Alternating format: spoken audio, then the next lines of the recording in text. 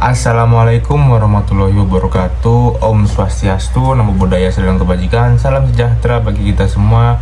Semoga saudara-saudara sekalian diberikan kesehatan dan dilancarkan segala rezekinya.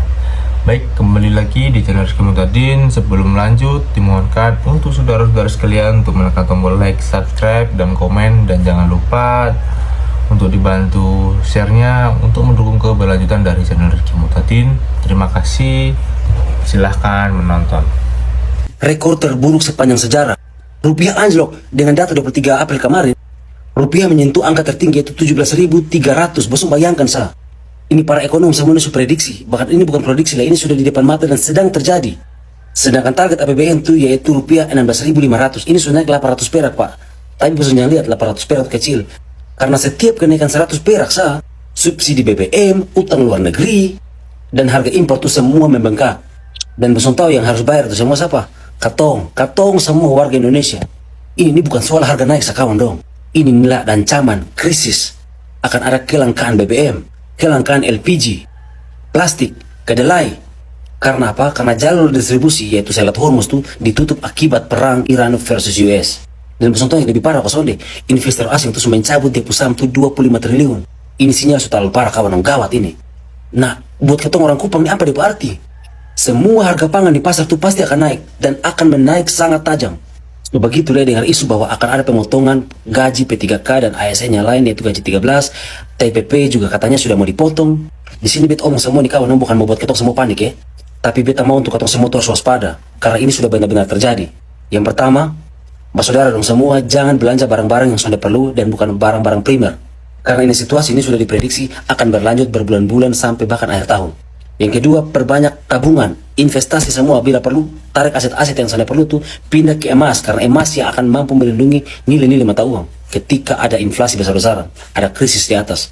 Yang ketiga, ayo semua mulai usaha sendiri, perbanyak side hustle. Besok mau kerja apa, mau maksi, mau perbaiki ini, tukang apa tuh, semua dikerjakan sekarang karena besok saya bisa harap dari pemerintah karena pemerintah sekarang juga dalam keadaan menuju chaos. Kawan dong, ini bukan hoax, saya bagi ini juga bukan drama, ini angka-angka semua ini nyata. Ketong di NTT ini sudah tahu hidup susah itu seperti apa. Oleh sebab itu, bosong semua persiapkan diri. Jangan sampai ketong sudah siap untuk menghadapi yang lebih berat leh. Share ini video buat semua orang-orang bosong sayang supaya ketong semua sama-sama mempersiapkan ketong diri menghadapi krisis yang sudah di depan mata. Pemerintah Indonesia tiba-tiba menaikkan harga BBM sebesar 60% padahal baru saja dipuji karena bisa menstabilkan harga BBM. Loh kok gini? Jadi pada tanggal 18 April 2026 kemarin, harga BBM di Pertamina meroket tinggi tanpa ada pengumuman sebelumnya, sehingga banyak warga yang kaget karena dilakukan mendadak. Hal ini sudah dikonfirmasi oleh Menteri ESDM kita yaitu Bahlil. Beliau mengatakan bahwa pemerintah tidak menaikkan harga BBM tetapi hanya mengikuti harga pasaran dunia. Ini terjadi karena Selat Hormuz masih ditutup apalagi dua kapal Pertamina yang sebelumnya diberitakan boleh melewati selat tersebut, tapi hingga saat ini masih tertahan. Kenapa kenaikan ini mendadak? Menurut pengamat politik, pemerintah tidak ingin warganya panik buying serta melakukan pembelian dengan jumlah besar sebelum kenaikan harga. Karena hal ini tentu akan membebani APBN negara untuk menutupi subsidi. Jika APBN negara kita jeblok, tentu saja hanya ada dua solusi, menaikkan pajak atau menambah hutang. Kalau menurut kamu bagaimana? Apakah BBM subsidi akan ikut naik secara tiba-tiba? Takutnya iya. Aku isi bensin dulu nih. Semoga harganya stabil ya. Sebelum lanjut, dimohonkan untuk saudara-saudara sekalian untuk menekan tombol like, subscribe, komen, dan jangan lupa dibantu untuk share-nya untuk mendukung keberlanjutan dari channel Rizky Muhtadin. Terima kasih. Baru 1,5 tahun pemerintahan Prabowo Gibran berjalan, rekor demi rekor sudah ditorehkan. Pertama, rupiah akhirnya mencetak rekor terendah sepanjang masa di level 17.300 per dolar. Kedua, indeks harga saham gabungan atau IHSG ambruk ke level 7.129. Padahal Januari yang lalu, IHSG kita sudah mencapai angka 9 ribuan. Ini artinya IHSG terjun bebas lebih dari 2.000 poin hanya dalam 4 bulan saja. Yang menyedihkan, dari total anggaran negara 3.842 triliun rupiah, 37%-nya habis untuk membayar bunga utang dan beban utang jatuh tempo negara kita. Rinciannya 833 triliun rupiah sebagai utang jatuh tempo dan bunga sebesar 599 triliun rupiah. Ini logikanya sama dengan seorang karyawan yang baru mendapat gaji 3 juta rupiah. 1 juta rupiahnya sudah langsung habis untuk membayar utang dan bunga utangnya. Dan saat ini, utang kita sedang menuju angka 10.000 triliun rupiah.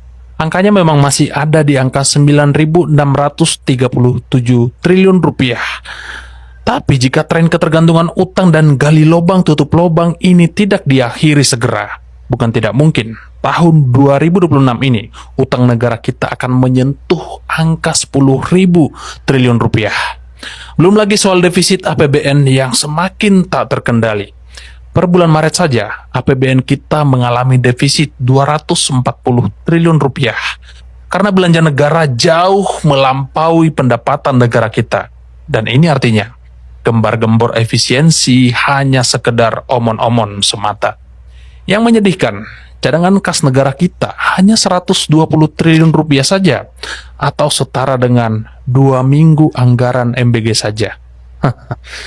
Angka-angka ini menunjukkan, sekalipun kita berupaya memanipulasi kata-kata di depan kamera, kekuasaan sebesar apapun tidak akan pernah bisa memanipulasi pasar.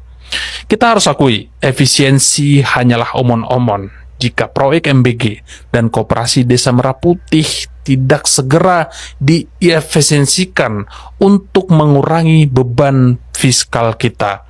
Memang kondisi ini sedikit banyak dipengaruhi oleh situasi global dan perang di Timur Tengah. Tetapi, andai pemerintah kita lebih hati-hati dalam mengelola keuangan negara, rasanya rupiah kita tidak akan selemah ini saat ini.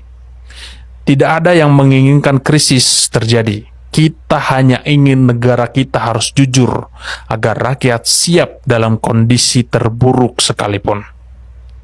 Gak usah nunggu 20.000, rupiah 17.300 aja udah cukup buat bikin lo pelan-pelan jadi lebih miskin. Dan ini terjadi tanpa lo sadari. Mulai dari makanan yang lo makan tiap hari, obat yang lo minum, sampai dompet lo, semua ada hubungannya sama angka ini. Efek yang pertama, harga makanan naik. Kita ambil contoh tahu dan tempe yang sebagian bahan bakunya masih didominasi sama impor. Dan salah satunya impor ke Amerika. Begitu rupiah melemah, biaya impor bahan bakunya naik. Buat jaga margin, harga makanan bisa naik atau porsinya bakal dikecilin. Yang kedua adalah gadget dan elektronik, di mana hampir semua HP, laptop, TV, komponennya masih impor. Chip, layar, dan baterai semuanya dibeli dalam dolar. Jadi nggak heran kalau harga HP bisa makin mahal. Begitu juga dengan obat-obatan yang sebagian besar bahan bakunya masih impor. Kalau rupiah melemah, harga obat juga ikut naik. Pelan-pelan, tapi pasti. Keempat, buat lo yang punya rencana ke Amerika, baik liburan maupun kuliah, ketika dolar sekarang 17.300, lo butuh 17,3 juta buat nuker 1.000 dolar. Padahal dulu, mungkin cuma butuh 15-16 juta. Beda 1-2 juta cuma gara-gara selisih kurs. Belum lagi ngomongin buat bayar tuition fee, sewa, dan lain-lain. Dan yang terakhir, ini yang paling bahaya karena paling nggak kelihatan. Gaji lo bulan ini sama kayak bulan lalu. Angkanya sama. Tapi karena harga-harga pada relatif naik, yang bisa lo beli jadi lebih sedikit. Lo nggak ngerasa miskin, tapi lo jadi lebih miskin. Dan ini yang paling jarang orang sadari. Jadi intinya, rupiah melemah itu bukan cuma berita ekonomi yang lo scroll lewat begitu aja. Itu ngaruh ke meja makan lo, ke apotek, ke gadget lo, sampai ke tabungan lo yang nilai realnya makin susut tiap bulan. Rupiah melemah itu bukan cuma soal kurs, tapi soal kualitas hidup. Dan ini baru ngomongin rupiah di 17.300. So, menurut lo, dampaknya bakal paling kerasa di mana? Komen.